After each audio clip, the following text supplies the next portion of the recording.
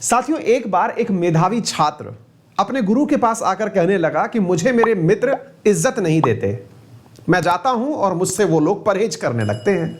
गुरु के पास परेशानी लेकर आए हुए छात्र की समस्या गुरु समझ गए थे।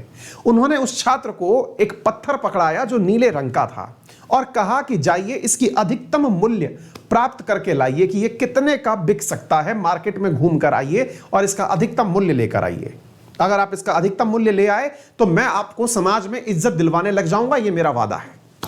वो छात्र इस खुशी में गया कि इसके बाद तो अब मुझे इज्जत मिलना तय है। वो भागता है और दुकानों पर फिरने लगता है उस पत्थर की कीमत जानने के लिए। लेकिन जिस प्रकार के लोगों के बीच वो उठता बैठता था, उन्हीं से उसने सबसे पहले मुलाकात शुरू करी।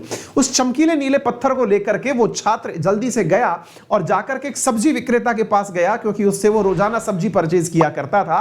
कहने लगा कि भैया इस पत्थर को परचेज कर लीजिए, बताइए कितना रुपया देंगे।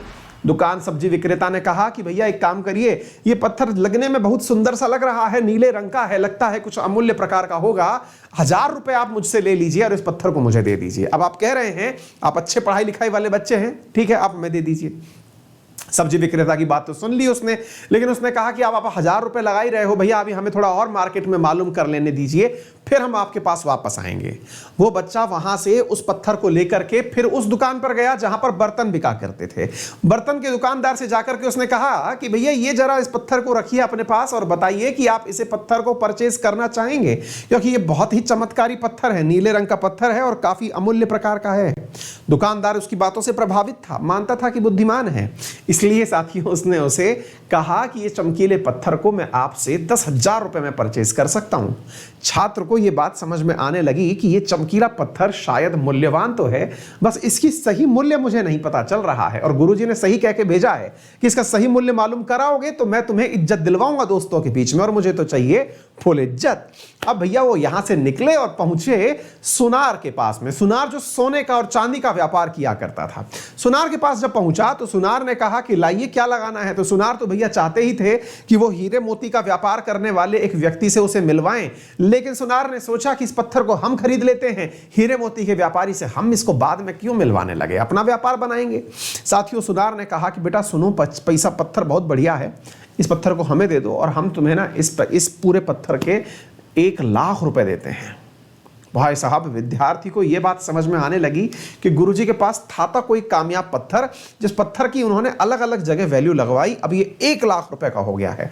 छात्र की क्यूरोसिटी बढ़ने लगी। उसने पूछा कि जब ये सुनार इसका इतना पैसा लगा सकता है तो हीरे मोती का व्यापारी तो इसका निश्चित ही कोई बहुत बढ़िया वैल्यू लगाएगा। भागा भागा गया उस व्यापारी के पास जो कि हीरे मोती का ही व्यापार किया करता था।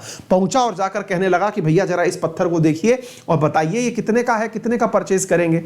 उसने कहा कि बेटा ये पत्थर तो अमूल्य है, तुम्हें मिल कहां से गया? ऐसा पत्थर तो बहुत रेयर ऑफ द रेयरेस्ट मिलता है। मैं अगर अपनी सारी संपत्ति बेच दूं, घर गिरबान दुकान में रखा सामान सब बेच दूं, तब भी इस पत्थर को नहीं खरीद पाऊंगा, ये इतना अमूल्य है। लाइए आप मुझे इस पत्थर को दे दीजिए। छात्र अब तक सारी बातें समझ चुका था। वो तुरंत आया और अपने गुरु के चरणों में लेट गया, क्योंकि अब तक उसे एक बहुत बड़ा मैसेज समझ में आ चुका था। मैसेज था साथियों कि आपकी वैल्यू वो लोग निर्धारित नहीं करते जिनके बीच आप उठते बैठते हैं। उनकी अपनी समझ है आपकी वैल्यू लगाने की। आप कैसे ये मान सकते हैं कि कोई आपको क्या मानता है, इस बात से निर्धारित मत कीजिए कभी।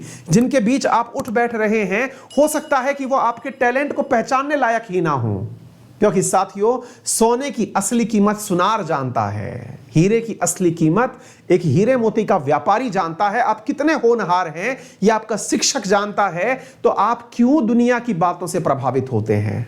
मुझे पूर्ण विश्वास है कि आपने भी अपना वैल्यू समझ लिया होगा। आपकी वैल्यू साथियों कोई अन्य की वैल्यू से निर्धारित नहीं की जा सकती। आप अपने आप में अमूल्य हैं।